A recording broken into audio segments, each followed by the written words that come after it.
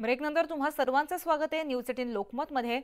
तर मुख्यमंत्री एकनाथ शिंदे यांचे पुणे जिल्ह्यातील ब्लू लाईन म्हणजेच धोकादायक पूररेषेच्या आतील नागरिकांना सुरक्षित स्थळी स्थलांतर करण्याचे आदेश देण्यात आले आहेत। पुणे जिल्ह्यातील पूर परिस्थिती निर्माण झाल्यास त्याआधीच नागरिकांच्या सुरक्षेसाठी मुख्यमंत्री एकनाथ शिंदे यांनी विशेष लक्ष दिल्याचं कळतंय।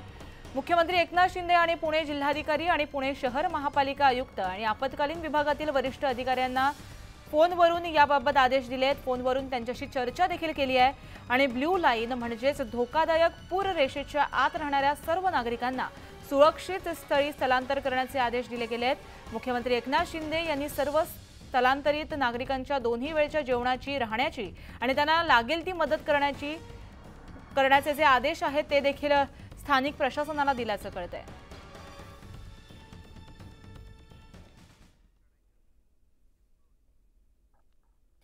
तर यासह बुलेटिनमध्ये वेळ झाली इथेच थांबण्याची, मात्र बातम्यांचा कसा सुरू राहणार आहे। तुम्ही कुठेही जाऊ नका, पाहत रहा न्यूज 18 लोकमत।